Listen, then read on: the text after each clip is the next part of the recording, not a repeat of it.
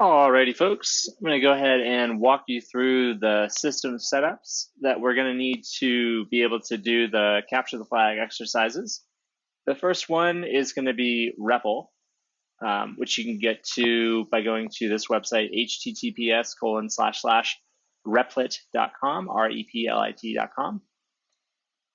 And so REPL is actually, or Replit is going to be the online integrated development environment that we use to run the Python code that some of the exercises are going to give us. And so what you are going to need to do is click on the sign up for free button. And then you can, if you have a Google or a GitHub account, you can either continue with one of those accounts or you can continue with an email. And there are a few, it's a pretty straightforward account setup. Enter the email and password, and then it's going to have you do a quick verification step. And then from there, you can log in. I'm just going to log into my REPL so I can show you what this will look like. So all you're going to need to do with some of these exercises is literally just run Python code. And to do that in REPL, you're going to click in the upper left-hand corner. You've got this Create REPL button. Go ahead and click on that. And we're going to choose Python. And it's going to give you kind of a weird, funky name here, but you can change this to whatever you want. I'll change this to Capture the Flag.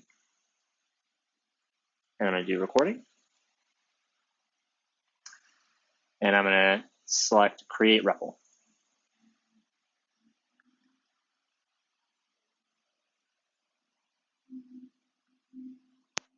Just take a second to load.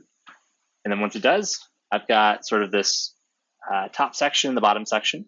Top section is my text editor, where I can actually put my Python code.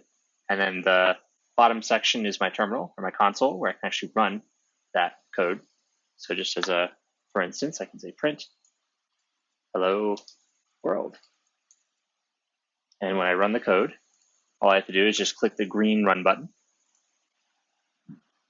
And you'll see that it prints out hello world. And so I don't want to make this seem too intimidating. It's, again, pretty straightforward.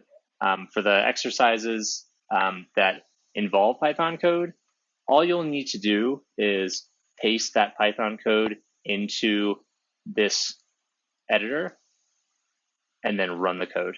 And then you'll see sort of the output of the code down here on the bottom. So that's Replit. That's the first system that you're going to need to get set up. And now we're going to take a look at picoCTF. And so picoCTF, you can get to from this website here, https://picoctf.org, so picoctf.org. And then from here, you can click Login. And if you don't already have an account, it will, you could probably see it for just a second there. It actually has just like a set of account screen because I've already got an account. It's kind of automatically logging in. For you students, because you are under the age of 18, or for those of you who are under the age of 18, one of the components of the setup for the account is that it's going to request that you enter your parents' email so that they can approve that you use the system.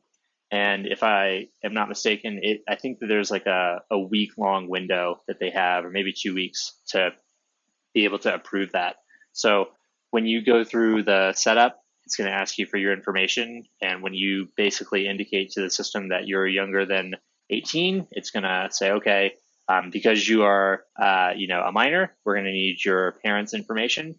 And then from there, once you've actually gone through the setup, your parents will get an email, and they're just going to need to effectively click the approval link in that email.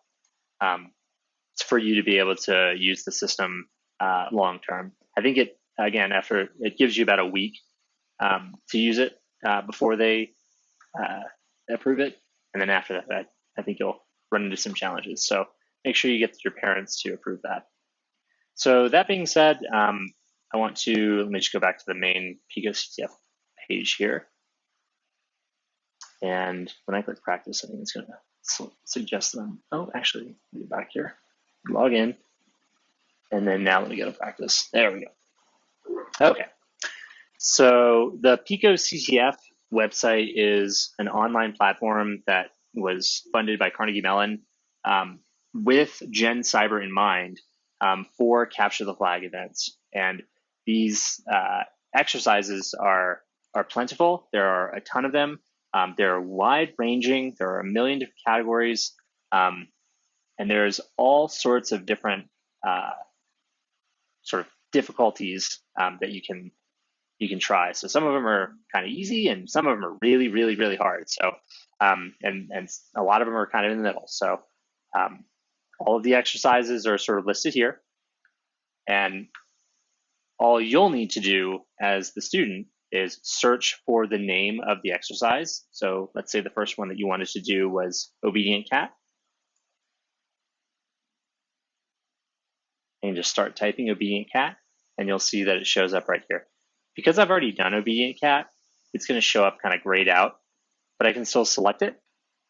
And then from here, I can work on this first exercise. And so that is the setup for the systems that you're going to need to have in order to proceed with the capture the flag exercises.